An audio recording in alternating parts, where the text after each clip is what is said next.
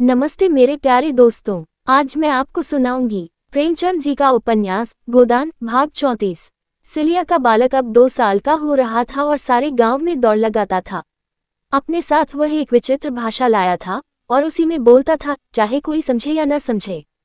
उसकी भाषा में ट, ल और घ की कसरत थी और स, र आदि वर्ण गायब थे। उस भाषा में रोटी का नाम था औरती, दूध का तूत, साफ का छाग और कौड़ी का तौली। जानवरों की बोलियों की ऐसी नकल करता है कि हंसते हंसते लोगों के पेट में बल पड़ जाता है। किसी ने पूछा, रामू कुत्ता कैसे बोलता है?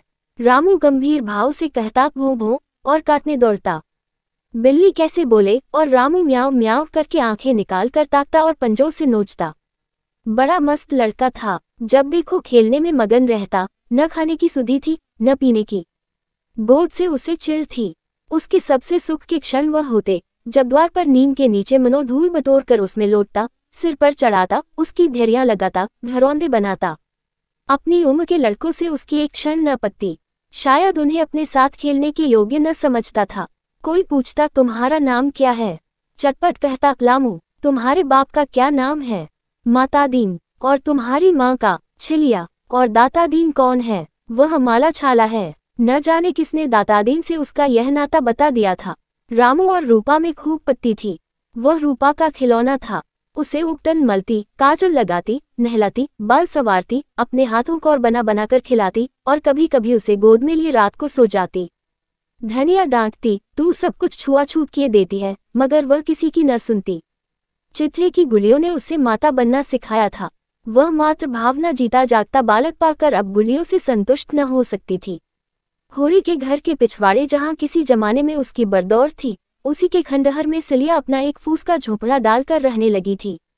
होरी के घर में उम्र तो नहीं कट सकती थी। मातादीन को कई 100 रुपए खर्च करने के बाद अंत में काशी के पंडितों ने फिर से ब्राह्मण बना दिया था।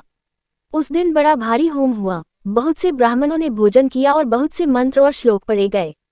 मातादीन को शुद्ध गोबर और गोमूत्र खाना पीना पड़ा।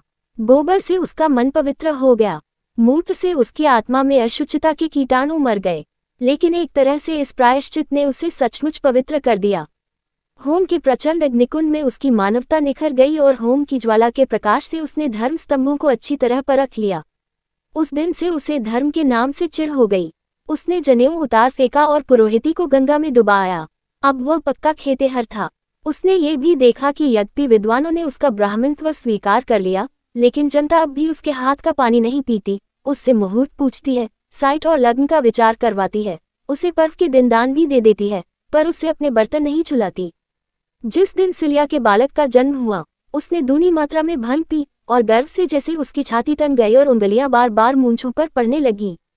बच्चा कैसा होगा? उसी के जैसा। कैसे देखे? उसका मन महसूस कर रह गया।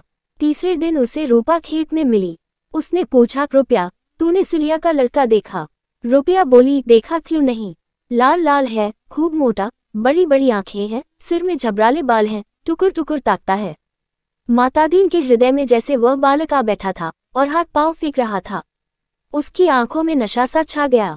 उसने उस किशोरी रूपा को गोद में उठा लिया, फिर कंधों पर बिठा लिया, फिर उतारकर उसके कपोलों को चूम लिया।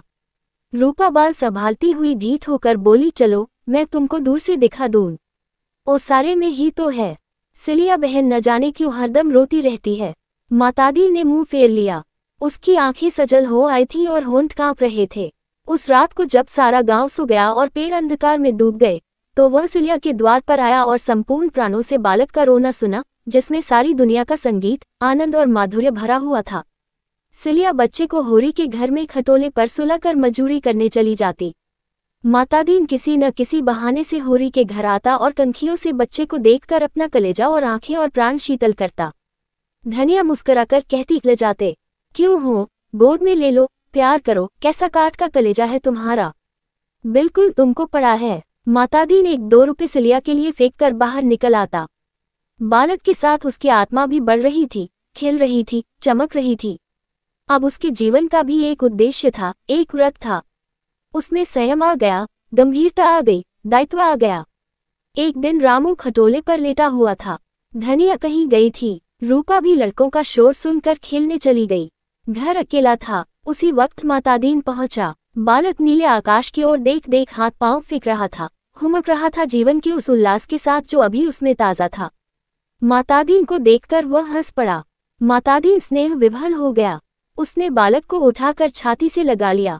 उसकी सारी देह और हृदय और प्राण रोमांचित हो उठे, मानो पानी की लहरों में प्रकाश की रेखाएं कांप रही हों। बच्चे की गहरी, निर्मल, अथाह, मोद भरी आंखों में जैसे उसको जीवन का सत्य मिल गया। उसे एक प्रकार का भय सा लगा, मानो वह दृष्टि उसके हृदय में चुभ जाती हो। वह कितना अपवित्र है, ईश्वर का वह प्रसाद कैसे छू सकता है। उसने बालक को सशंक मन के साथ फिर लिटा दिया। उसी वक्त रूपा बाहर से आ गई और वह बाहर निकल गया। एक दिन खूब ओले गिरे। सिलिया घास लेकर बाजार गई हुई थी। रूपा अपने खेल में मगन थी। रामू अब बैठने लगा था। कुछ कुछ बकवा चलने भी लगा था। उसने जो आंगन में बिनौले बिछे देखे तो समझा बताशी फैले हुए हैं। कई उठाकर खाए और आंगन में खूब खेला। रात को उसे ज्वर आ गया। दूसरे दिन निमोनिया हो गया। तीसरे दिन संध्या समय सिलिया की गोद में ही बालक के प्राण निकल गए। लेकिन बालक मरकर भी सिलिया के जीवन का केंद्र बना रहा। उसकी छाती में दूध का उबाल सा आता और आंचल भीग जाता। उसी क्षण आंखों से आंसू भी निकल पड़ते। पहले सब कामों से छुट्टी पाकर रात को जब वह रामू को हे से लगाकर स्तन उसके मुंह में दे देती तो मानो उसके प्राणों में बालक की स्फूर्ति भर जाती। तब वह प्यारे प्यारे गीत गाती, मीठे मीठे स्वप्न देखती और नए नए संसार रचती जिसका राजा रामू होता। अब सब कामों से छुट्टी पाकर वह अपनी सूनी झोपड़ी में रोती थी और उसके प्राण तड़पते थे और जाने के लिए उस लोक में जहां उसका लाल इस समय भी खेल रहा होगा। सारा गांव उसके दुख में शरीक था। रामू कितना चोंचाल था, जो कोई बुलाता उसी की गोद में चला जाता। मरकर और पहुंच से बाहर होकर वह और भी प्रिय हो गया था। उसकी छाया उससे कहीं सुंदर, कहीं चोंचाल, कहीं लुभावनी थी। मातादीन उस दिन खुल पड़ा। पर्दा होता है हवा के लिए। आंधी में पर्दे उठा के रख दिए जाते हैं कि आंधी के साथ उड़ न जाए। उसने शव को दोनों हथेलियों पर उठा लिया और अकेला नदी के किनारे तक ले गया, जो 1 मील का पार छोड़कर पतली सी धार में समा गई थी। 8 दिन तक उसके हाथ सीधे न हो सके। उस दिन वह जरा भी नहीं लजाया, जरा भी नहीं झिझका, और किसी ने कुछ कहा भी नहीं, बल्कि सभी ने उसके साहस और दृढ़ता की तारीफ की। होरी ने कहा, यही मर्द का धर्म है, जिसकी बाह पकड़ी उसे क्या छोड़ना। धनिया ने आंखें नचाकर कहा, मत बखान करो, जी जलता है। यह मर्द है, मैं ऐसे मर्द को नामर्द कहती हूँ। जब बाह पकड़ी थी तब क्या दूध पीता था कि सिलिया बामनी हो गई थी। 1 महीना बीत गया। सिलिया फिर मजूरी करने लगी थी। संध्या हो गई थी। पूर्णमासी का चांद बेहस्ता सा निकल आया था। सिलिया ने कटे हुए खेत में से गिरे हुए जौ के बाल चुनकर टोकरी में रख लिए थे और घर जाना चाहती थी कि चांद पर निगाह पड़ गई और दर्द भरी स्मृतियों का मानो स्रोत खुल गया। आंचल दूध से भीग गया और मुख आंसुओं से। उसने सिर लटका लिया और जैसे रुदन का आनंद लेने लगी। सहसा किसी की आहट पाकर वह चौंक पड़ी। मातादीन पीछे से आकर सामने खड़ा हो गया और बोला, कब तक रोए जाएगी सिलिया? रोने से वह फिर तो ना आ जाएगा। और यह कहते कहते वह खुद रो पड़ा। सिलिया के कंठ में आए हुए भर्त्सना के शब्द पिघल गए। आवाज संभाल कर बोली, तुम आज इधर कैसे आ गए? मातादीन कातर होकर बोला, इधर से जा रहा था, तुझे बैठा देखा, चला आया। तुम तो उसे खेला भी न पाए। नहीं सिलिया, एक दिन खिलाया था। सच सच। मैं कहाँ थी? तू बाजार गई थी, तुम्हारी गोद में रोया नहीं? नहीं सिलिया, हंसता था। सच सच, बस एक ही दिन खिलाया। हाँ, एक ही दिन, मगर देखने रोज आता था। उसे खटोले पर खेलते देखता था और दिल थाम कर चला जाता था। तुम्ही को पड़ा था। मुझे तो पछतावा होता है कि नाहक उस दिन उसे गोद में लिया। यह मेरे पापों का दंड है। सिलिया की आंखों में क्षमा झलक रही थी। उसने टोकरी सिर पर रख ली और घर चली। मातादीन भी उसके साथ साथ चला। सिलिया ने कहा, मैं तो अब धनिया काकी के बरौठे में सोती हूँ। अपने घर में अच्छा नहीं लगता। धनिया मुझे बराबर समझाती रहती थी। सच, हाँ सच। जब मिलती थी समझाने लगती थी। गांव के समीप आकर सिलिया ने कहा, अच्छा, अब इधर से अपने घर जाओ, कहीं पंडित देख न ले। मातादीन ने गर्दन उठाकर कहा, मैं अब किसी से नहीं डरता। घर से निकाल देंगे तो कहाँ जाओगे? मैंने अपना घर बना लिया है। सच, हाँ सच। कहाँ? मैंने तो नहीं देखा। चल तो दिखाता हूँ। दोनों और आगे बढ़े। मातादीन आगे था, सिलिया पीछे। होरी का घर आ गया। मातादीन उसके पिछवाड़े जाकर सिलिया की झोपड़ी के द्वार पर खड़ा हो गया और बोला, यही मेरा घर है। सिलिया ने अविश्वास, क्षमा, व्यंग और दुख भरे स्वर में कहा, ये तो सिलिया चमारिन का घर है। मातादी ने द्वार की टाटी खोलते हुए कहा, यह मेरी देवी का मंदिर है। सिलिया की आंखें चमकने लगीं। बोली, मंदिर है तो एक लोटा पानी उंडेल कर चले जाओगे? मातादी ने उसके सिर की टोकरी उतारते हुए कपित स्वर में कहा, नहीं सिलिया, जब तक प्राण है तेरी शरण में रहूंगा, तेरी ही पूजा करूंगा। झूठ कहते हो। नहीं, मैं तेरे चरण छूकर कहता हूँ। सुना, पटवारी का लौंडा भुवनेश्वरी तेरे पीछे बहुत पड़ा था, तूने उसे खूब डांटा। तुमसे किसने कहा? भुवनेश्वरी आप ही कहता था। सच? हाँ सच। सिलिया ने दियासलाई से कुप्पी जलाई। एक किनारे मिट्टी का घड़ा था, दूसरी ओर चूल्हा था, जहां 2-3 पीतल और लोहे के बासन मंजे धुले रखे थे।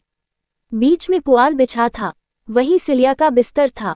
इस बिस्तर के सिरहाने की ओर रामू की छोटी सी खटोली जैसे रो रही थी, और उसी के पास 2-3 मिट्टी के हाथी घोड़े अंग-भंग दशा में पड़े हुए थे। जब स्वामी ही न रहा तो कौन उनकी देखभाल करता? मातादीन पुआल पर बैठ गया। कलेजे में हुक सी उठ रही थी, जी चाहता था खूब रोए। सिलिया ने उसकी पीठ पर हाथ रखकर पूछा, तुम्हें कभी मेरी याद आती थी? मातादी ने उसका हाथ पकड़कर हृदय से लगाकर कहा, तू हरदम मेरी आंखों के सामने फिरती रहती थी, तू भी कभी मुझे याद करती थी। मेरा तो तुमसे जी जलता था, और दया नहीं आती थी। कभी नहीं। तो भुवनेश्वरी, अच्छा, गाली मत दो, मैं डर रही हूँ कि गांव वाले क्या कहेंगे। जो भले आदमी हैं वो कहेंगे यही इसका धर्म था, जो बुरे हैं उनकी मैं परवाह नहीं करता। और तुम्हारा खाना कौन पकाएगा? मेरी रानी सिलिया, तो बामभन कैसे रहोगे? मैं बामभन नहीं, चमार ही रहना चाहता हूँ। जो अपना धर्म पाले वही बामभन है, जो धर्म से मुंह मोड़े वही चमार है। सिलिया ने उसके गले में बाहें डाल दी। दोस्तों, यहाँ पर गोदान का भाग 34 समाप्त होता है। गोदान भाग 35 सुनने के लिए डिस्क्रिप्शन में दिए गए लिंक पर क्लिक करें, या फिर गोदान प्लेलिस्ट में जाकर आप गोदान के सारे पार्ट सुन सकते हैं। धन्यवाद दोस्तों। वीडियो को लाइक करें और अपनी राय कमेंट बॉक्स में ज़रूर दें, और हाँ, चैनल को सब्सक्राइब भी कर लें ताकि आपको हमारे सारे अपडेट्स मिलते रहें।